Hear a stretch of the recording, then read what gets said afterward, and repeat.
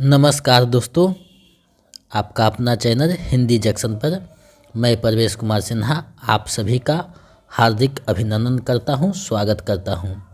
अगर आप नए हैं तो चैनल को सब्सक्राइब कर दें और बेल आइकन को दबा दें ताकि मेरे आने वाले वीडियो का नोटिफिकेशन आपको मिलता रहे और दोस्तों में ज़्यादा से ज़्यादा शेयर करें। दोस्तों, जैसा कि आप सभी को पता है कि बिहार स्टेट के जो टॉपिक है उसी से संबंधित वीडियो अपलोड किया जा रहा है, तो उसी कड़ी में एक और महत्वपूर्ण वीडियो लेकर मैं उपस्थित हुआ हूं। अगर आप नए हैं तो चैनल को सब्सक्राइब कर दें। दोस्तों, अगर आप बिहार स्टेट हिंदी पेपर 2 का तैयारी कर रहे हैं तो ये वीडियो आपके लिए काफ़ी महत्वपूर्ण होने जा रहा है, क्योंकि इसमें हम लोग सिलेबस के अनुसार नागमती वियोग खंड जो मलिक मोहम्मद जायसी की रचना है उसी से संबंधित बिंदुओं को लेकर उपस्थित हुआ हूँ। इसमें नागमती वियोग खंड कि जो पद हैं तो सारे पद दिए जाएंगे और उसका व्याख्या भी दिया जाएगा और साथ ही साथ मलिक मोहम्मद जायसी से संबंधित जो महत्वपूर्ण बातें हैं वो भी इसमें समाहित किया गया है और इससे संबंधित जो महत्वपूर्ण MCQ हैं उसे भी समाहित किया गया है। तो इन सारी दृष्टि से ये बहुत महत्वपूर्ण हो जाता है, क्योंकि नागमती वियोग खंड से TGT PGT यानी BPSC से लेकर स्टेट से लेकर UGC नेट में भी प्रश्न पूछा जाता है, तो सभी दृष्टि से ये महत्वपूर्ण है। तो आप लोग वीडियो के अंत तक देखिए और जो है अपनी तैयारी को बेहतर कीजिए। तो चलिए बिना देर करते हुए आज के टॉपिक की तरफ बढ़ते हैं। जैसा कि आप देख पा रहे हैं, नागमती वियोग खंड यानी नागमती वियोग खंड जो मलिक मोहम्मद जायसी की रचना है उसी को इसमें देखेंगे।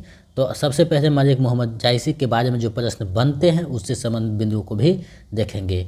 ये जो टॉपिक है PDF है, मैंने एग्ज़ाम के व्यू से आप लोगों के लिए तैयार किया है ताकि आप लोगों का जो है एग्ज़ाम में सहूलियत हो सके और तैयारी अच्छे ढंग से हो सके। अगर स्टेट पेपर 2 हिंदी का PDF पाना चाहते हैं तो हमारे नंबर 7261815307 पे 199 रुपये पेमेंट करके ये PDF प्राप्त कर सकते हैं। और पेपर 1 के लिए टेलीग्राम चैनल से जुड़ जाइए, जिसका लिंक वीडियो के डिस्क्रिप्शन में दिया हुआ है। वहाँ जो है आज रात को 11-12 बजे तक PDF भेज दिया जाएगा, तो उससे आप तैयारी कर सकते हैं। तो चलिए सबसे पहले हम मलिक मोहम्मद जायसी के बारे में जानते हैं। मलिक मोहम्मद जायसी का जन्म 1492 ईस्वी के आसपास माना जाता है। वे उत्तर प्रदेश के जायस नामक स्थान के रहने वाले थे। उनके नाम में जायसी शब्द का प्रयोग उनके उपनाम की भांति किया जाता है, यानी जायस के रहने वाले थे इसके लिए जायसी शब्द का प्रयोग किया जाता है। यह भी इस बात को सूचित करता है कि वे जायस नगर के निवासी थे। ये हिंदी साहित्य के भक्तिकार के निर्गुण प्रेमसराई धारा के कवि थे। जायसी ने शेख बुरहान और सैयद अशरफ को जो है अपने गुरुओं के रूप में उल्लेख किया है। उनकी 21 रचनाओं के उल्लेख मिलते हैं, जिसमें पद्मावत, अखरावट, आखिरी कलाम, कहरनामा, चित्ररेखा और कन्हावत आदि प्रमुख है। उनकी इनकी ख्याति का आधार पद्मावत ग्रंथ है। इसकी भाषा अवधी है। इसकी रचना शैली आदिकाल के जैन कवियों की दोहा चौपाई पद्धति का प्रभाव है। यहाँ देखिए बातें निकल कर आई कि ये जो है भक्तिकार के कवि हैं और उसमें भी निर्गुण भक्ति के प्रेमश्रयी धारा के कवि हैं। इनका जो है प्रसिद्धि का आधार जो है पद्मावत है और पद्मावत की भाषा जो है अवधी है, जिसमें दोहा और चौपाई छंद का प्रयोग किया गया है। इनकी और रचनाएं जो है पद्मावत, अखरावट, आखिरी कलाम, कहरनामा, चित्ररेखा, कन्हावत आदि है। तो ये इनकी और प्रसिद्ध रचनाएं हैं। तो यहाँ से प्रश्न बनते हैं। इनका जन्म 1492 ईस्वी में हुआ था। अब जो है हम लोग आगे बढ़ेंगे, नागमती वियोग खंड को देखेंगे। तो नागमती वियोग खंड देखिए यहाँ दिया गया है। सबसे पहले जानते हैं कि ये नागमती वियोग खंड में क्या चीज़ है। तो रत्नसेन के वियोग में तड़पती नागमती की व्यवस्था का 30वें खंड में यानी पद्मावत के जो है 30वें खंड में जायसी ने बड़ा ही मार्मिक वर्णन किया है। उसका शरीर सूखकर कांटे जैसा हो गया था और उसके मुख से सदैव पी पू की ध्वनि निकलती रहती थी। 12 मास के साथ नागमती की वर्ष के 12 महीना में कैसी कतार दशा हो गई थी, इस तथ्य का जायसी ने बड़ा ही हृदयग्राही वर्णन किया है। यानी 12 मासा का वर्णन जायसी जो है नागमती वियोग खंड में करता है। अब देखिए यहाँ देखिए प्रमुख पद दिया हुआ, जिसका व्याख्या भी दिया हुआ। तो पहला जो पद है उसको देखते हैं। नागमती चितउर पथे हेरा, पीयू जो गए फिर किर न फेरा। नागरी नारी कहूँ बास परतेई विमोहि मोसो चीतू हरा। सुबह कार होई रे गौ पीऊ पीऊ नहीं रेत रेत बहु जीऊ। भऊ नारायण बावन करा राज करत बड़े राजा छरा। करन बान रिन्हू कई छंदु भरत भाऊ झिरमिर आनंदु। मानत भो गोपीचंद भोगी रे उपास व जलंधर जोगी। रे कहनी भार अरुकर अरोई कठिन बिछोऊ जीव किमि गोपी। सारस जोमी किमि हरिमारी गऊ किनि खग्गी। झुर झुरी पांजरी धनी भय बिरह कै रागी अग्गी। अब देखिए इसका व्याख्या हम लोग देखते हैं। कवि कहता है कि उधर चित्तौड़ में नागमती रत्न से के प्रत्यागमन के मार्ग की ओर देखती हुई उसके लौटने की प्रतीक्षा करती रहती थी और सोचती रहती थी कि मेरे प्रीतम यहाँ से एक बार क्या गए कि उन्होंने लौटकर आने का नाम तक नहीं लिया। ऐसा प्रतीत होता है कि वे किसी चतुर नारी के वशीभूत हो गए हैं और उसने उनको मोहित करके उनके हृदय को मेरी ओर से अपहृत कर दिया है। उनके हृदय से मुझको भुलाकर उनके हृदय में वह स्वयं बस गई है। वह तोता यानी हीरामन मेरे लिए कारतुज बनकर मेरे प्रीतम को मुझसे विरग करके अपने साथ लिया गया है। उस तोते को मेरे प्रीतम को नहीं ले जाना चाहिए था, चाहे उसके स्थान पर वह मेरी जान दे देता। वह तोता तो मेरे प्रति उसी प्रकार छल सिद्ध हुआ जैसे राजा बलि के साथ वामन ने छल किया था, यानी उनको स्वर्ग के स्थान पर पताल भेज दिया था। उसने इंद्र की भांति छल करते हुए कंस से उसके अमोघ बाणों को छलपूर्वक लेने के तुल्य मेरे पति को छलपूर्वक विमुक्त किया है। जैसे महाभारत के युद्ध में संतरास देकर इंद्र प्रसन्न हुआ था, वह भी उसी प्रकार प्रसन्न हो रहा होगा। राजा गोपीचंद्र राजसी वैभवों के उपभोग में निगमन रहते थे, किंतु जिस प्रकार उसको जलंधर योगी अपने साथ रिवाजे गए थे, उसी प्रकार राजसी भोग में लिप्त मेरे प्राणेश्वर को हीरामन रिवाजे गया है। वह तोता मेरे प्रीतम को अपने साथ ले जाकर उसी प्रकार विलुप्त हो गया है जैसे श्री कृष्ण को अक्रूर अपने साथ मथुरा ले गए थे, और अब मुझ भी रहने का जीवित रहना उसी प्रकार दुष्कर हो गया है जैसे कृष्ण के वियोग में गोपियों का जीवन दुभर हो गया था। नागवती अंतराप कर विराप सा करते हुए कहने लगे कि अरे तोते, तूने हमारे सरसों जैसी जोड़ी को भंग किया है। उससे अच्छा तो यह करता कि तू खड्ग द्वारा मेरी हत्या कर देता।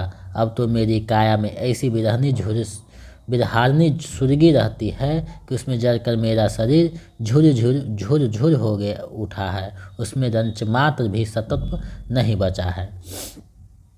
तो ये जो इसका व्याख्या है, आप लोग वीडियो को ज़्यादा से ज़्यादा शेयर कीजिए क्योंकि बहुत महत्वपूर्ण वीडियो है। अब देखिए ये पंक्ति जो है इसको देखते हैं। पीऊ वियोग असबाउर जीव पापिहा तस बोरे पीऊ पीऊ। अधिक काम दग्धय सोय रामा हरि जीव रे सो गयो पीऊ नामा। बिरह बान तस राग न डोरी रकत पसीज भीजी तन चोरी। सखी हिये हेरी हाथ मैन मारी हरि प्राण तजय अब नारी। खिन एक आव पेट मह श्वासा किन्हीं जाई सब होई निराशा। पौनु डुरावहि सिचहि चोरा पहरक समुझे नहीं मुख बोरा। प्राण प्रयाण होत के राखा को मिराव चरित्र के भाखा। अह जो मारी बिरह की आग उठे तेहि हंक। हंस जो रहा शरीर मह पांख जरे तन थक। कभी कहता है कि अपने प्राणेश्वर के वियोग में पद्मावती बाबरी सी हो गई है और मुख से सदैव पपीहे की भांति पीऊ पीऊ की ध्वनि निकलती रहती थी। उस रमणी को काम अत्यधिक प्रतिदित करने लगा।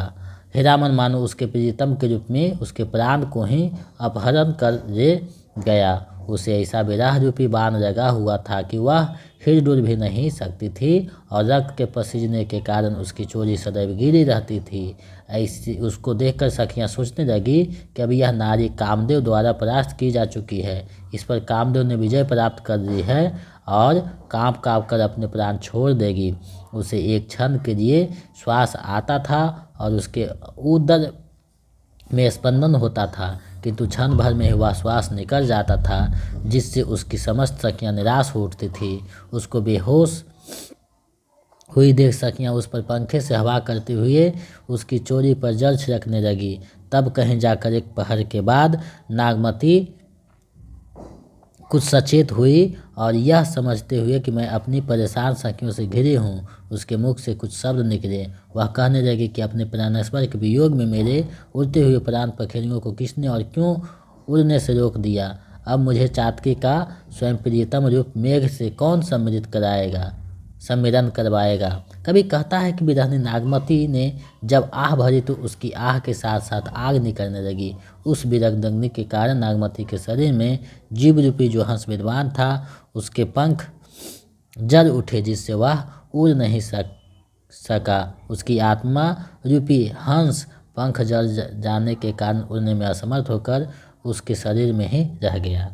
तो इस प्रकार जो है पूरा PDF में आपको जितनी भी पंक्तियां हैं सारा का जो है व्याख्या रहेगा। आप इसे 2-4 बार पढ़िएगा। PDF आपको दे दिया जाएगा जिन्होंने पेमेंट किया है उनको, तो आप इसे पढ़कर जो है पूरे देख सकते हैं। देखिए 12 मासा का शुरुआत यहाँ से होता है। चढ़ा आसान घगन घन गाजा, साज विरह धुन दरभाजा, धूम स्वाम धीरे व धाये, श्वेत भुजग बागु पांति देखाए, खरग बीच चमकहु चहुओरा, बूंद बानी बरसय घन घोरा, आदर राग बीज भुई रेई, मोहि पीऊ बिनु को आदर देई, ओ नय घटा आई चहु फेरी, कंत उबार मदन और घरी, दादुर मोर कुकीता पीऊ, करहीं बेझ घूट रहे न जीऊ, पुख नक्षत्र सिंह ऊपर आवा, हो बिनु नाद मंदिर को छावा, जिन्ह घर कंता ते सुखी, तिन्ह गौरव तिन्ह गर्भ,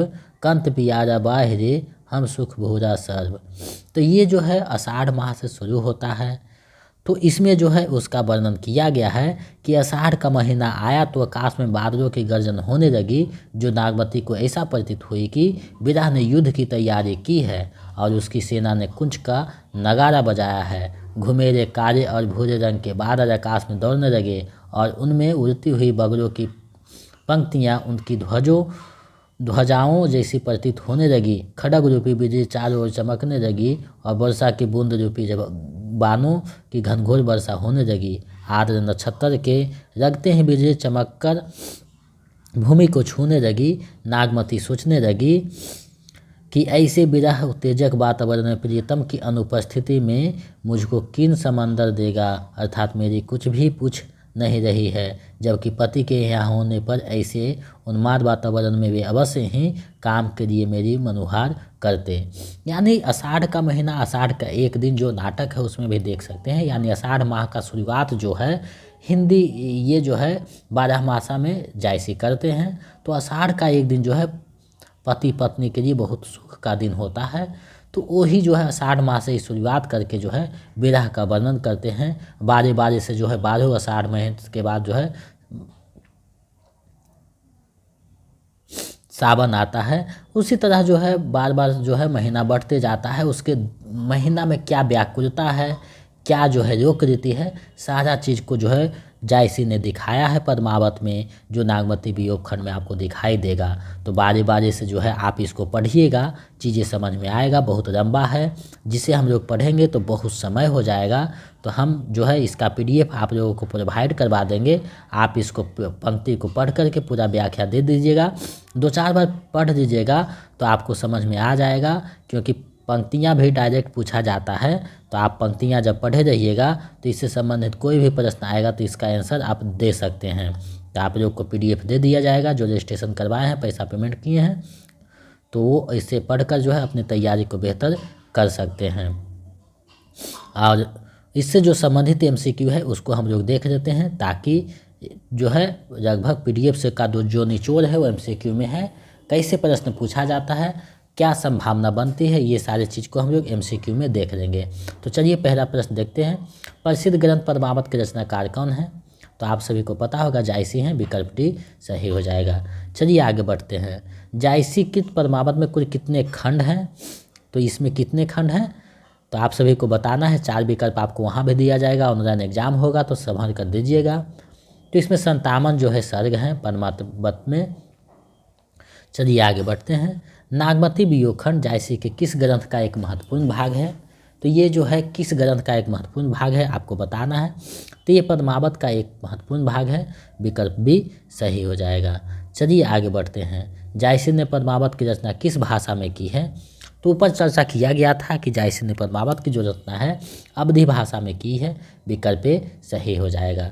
चलिए आगे बढ़ते हैं। अवधी भाषा का प्रथम महाकाव्य किस ग्रंथ को माना जाता है? अवधी भाषा का प्रथम महाकाव्य किस ग्रंथ को माना जाता है? तो पद्मावत को माना जाता है, विकल्प बी सही हो जाएगा। चलिए आगे बढ़ते हैं। जायसी ने अपनी रचना पद्मावत में किस सुल्तान यानी शाह वक्त का प्रशंसा की है? तो किसका प्रशंसा की है? तो शेर शाह की प्रशंसा की है, विकल्प डी सही हो जाएगा। चलिए आगे बढ़ते हैं। शुक्र ने विराह वर्णन के कारण किसे प्रेम का पीर का काव्य कहा है? यानी किस काव्य को जो है प्रेम का पीर का काव्य कहा है? तो पद्मावत को कहा है, विकल्प सी सही हो जाएगा। आप लोग जो है 40 MCQ में कितना सही होता है कमेंट करके बताइएगा, ताकि हम समझ सकें कि आप लोग भी पहले से देखे हुए हैं, तैयारी आप लोगों का चल रहा है।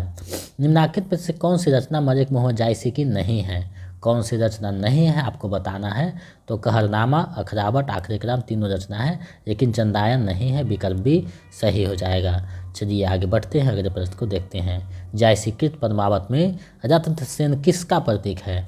रत्नसेन जो है वो किसका प्रतीक है आपको बताना है। तो रत्नसेन जो है मन या आत्मा का प्रतीक है, विकल्प ए सही हो जाएगा। चलिए आगे बढ़ते हैं। रामचंद्र शुक्ल ने जायसी के कितनी रचनाओं को प्रमाणिक माना है? यानी शुक्ल जी ने जायसी की कितनी रचनाओं को प्रमाणिक माना है? तो 3 को माना है, विकल्प भी सही हो जाएगा। चलिए आगे बढ़ते हैं। जायसी ग्रंथावली के संपादक कौन हैं? जायसी ग्रंथावली के संपादक कौन हैं? तो रामचंद्र शुक्ल हैं, विकल्प ए सही हो जाएगा। चलिए आगे बढ़ते हैं, अगले प्रश्न को देखते हैं। जायसी ग्रंथावली में रामचंद्र शुक्ल ने जायसी के किस ग्रंथ का संकलन नहीं किया है? यानी जब जायसी ग्रंथावली निकाल रहे थे रामचंद्र शुक्ल, तो कौन से ग्रंथ को उसमें शामिल नहीं किया है आपको बताना है। तो उसमें जो है कन्हावत को शामिल नहीं किया है, विकल्प सी सही हो जाएगा। अखरावट, पद्मावट, आखिरी कलाम तीनों को सम्मिलित किया है उसमें। चलिए आगे बढ़ते हैं। निम्नलिखित में कौन सा असंगत है? निम्नलिखित में कौन सा असंगत है? तो पद्मावती जो है परमात्मा का प्रतीक है, बिल्कुल सही है। नागमती जो है संसारिक बुद्धि या दुनिया धंधा का प्रतीक है, ये भी सही है। सुबह हीरामन तोता जो है गुरु का प्रतीक है, ये भी सही है। रत्नसेन माया का नहीं मन का प्रतीक है, तो ये गलत हो जाएगा, असंगत पूछ रहा है, विकल्प डी सही हो जाएगा। चलिए आगे बढ़ते हैं, अगले प्रश्न को देखते हैं। पद्मावत हिंदी के सर्वोत्तम प्रबंध काव्यों में है। ठेठ अवधी भाषा के माधुर्य और भावों की गंभीरता की दृष्टि से यह काव्य निराला है। किसका कथन है ये? यानी यह जो कथन है किसका है? तो ये रामचंद्र शुक्ल का कथन है, विकल्प सी सही हो जाएगा। चलिए आगे बढ़ते हैं, अगले प्रश्न को देखते हैं। जायसी किस काल के कवि हैं? तो जायसी जो है भक्ति काल के कवि हैं, विकल्प भी सही हो जाएगा। आप लोग वीडियो को ज़्यादा से ज़्यादा शेयर करते रहें, क्योंकि हम आपके लिए बहुत मेहनत करके चीज़ों को संकलित करते हैं। और कल जो है पेपर 2 आप लोगों का लगभग पूरा समाप्त हो जाएगा, क्योंकि सुबह में जो है आपको अयोध्या कांड डाल दिया जाएगा, और दिन भर में 1, 2, 3 वीडियो जब डाला जाएगा तो उपन्यास से संबंधित जो भी वीडियो है वो डाल दिया जाएगा। यानी कल जो है आप लोगों का पूरा ख़त्म हो जाएगा। और पेपर 1 जो है ख़त्म हो गया है, सिर्फ पद 1 बाकी है पढ़ाना, तो उसका PDF टेलीग्राम चैनल पे दे दिया जाएगा। आप लोग जुड़कर टेलीग्राम चैनल पे आज जो है PDF दिया जाएगा, उसको डाउनलोड कर लीजिएगा। जायसी भक्ति काल के किस शाखा के कवि हैं? तो निर्गुण भक्ति के हैं, विकल्प ए सही हो जाएगा। चलिए आगे बढ़ते हैं। जायसी किस भक्ति काल के किस उपशाखा के हैं? जायसी जो है भक्ति काल के किस उपशाखा के कवि हैं? तो प्रेम मार्गी शाखा के हैं, विकल्प सी सही हो जाएगा। चलिए आगे बढ़ते हैं। नागमती वियोग खंड का प्रथम पंक्ति कौन सा है? प्रथम पंक्ति कौन सा है आपको बताना है। तो जो है ऊपर में हम लोग पढ़ रहे थे, नागमती चितूर पथहेरा, विकल्प सही हो जाएगा। चलिए आगे बढ़ते हैं। नागमती वियोग खंड का अंतिम पंक्ति कौन सा है? अंतिम पंक्ति कौन सा है आपको बताना है। तो कुहुकी जस कोई रोई, यानी डी सही हो जाएगा। चलिए आगे बढ़ते हैं। पीयूषो कहेउ संदेश रा, हे भौरा हे काग, किसकी प्रसिद्ध पंक्ति है? ये जो पंक्ति है वो किसकी प्रसिद्ध पंक्ति है? तो ये जो पंक्तियां हैं जायसी की है, विकल्प ए सही हो जाएगा। चलिए आगे बढ़ते हैं, अगले प्रश्न को देखते हैं। जायसी किस सूफी फकीर के शिष्य थे, यानी किसके शिष्य थे आपको बताना है। तो ये जो शेख मोहिदी के शिष्य थे, विकल्प बी सही हो जाएगा। चलिए आगे बढ़ते हैं, अगले प्रश्न को देखते हैं। जायसी का जन्म कब हुआ था? जायसी का जन्म कब हुआ था? तो इसका जन्म 1492 ईस्वी के आसपास हुआ था, विकल्प बी सही हो जाएगा। जायसी का जन्म कहाँ हुआ था, ये आपको बताना है कि मलिक मोहम्मद जायसी का जन्म कहाँ हुआ था। तो मलिक मोहम्मद जायसी का जो जन्म हुआ था वो अमेठी उत्तर प्रदेश में हुआ था, विकल्प सी सही हो जाएगा। चलिए अगले प्रश्न को देखते हैं।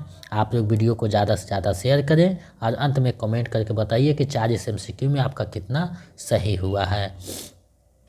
जायसी कृत पद्मावत किस प्रकार का काव्य है? तो ये कैसा काव्य है? तो प्रेमाख्यान काव्य है, विकल्प सी सही हो जाएगा। चलिए अगले प्रश्न को देखते हैं।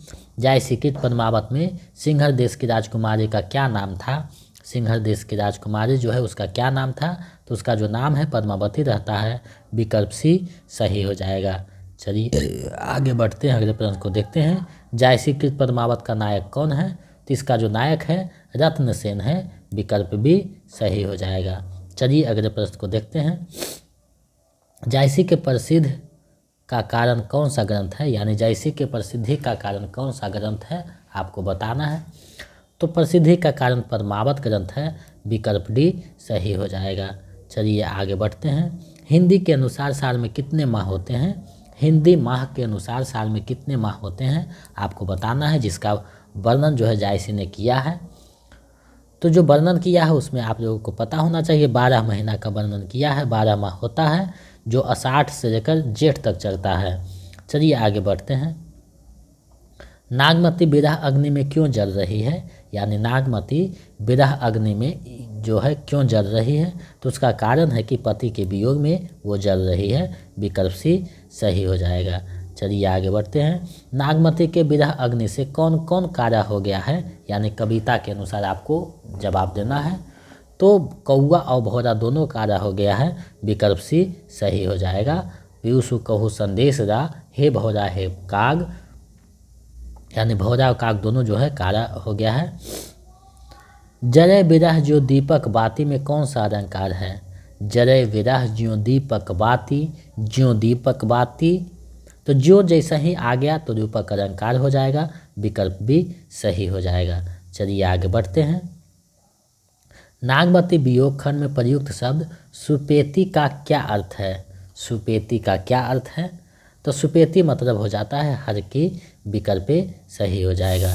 चलिए आगे बढ़ते हैं। पूस की रात में मौसम कैसा होता है?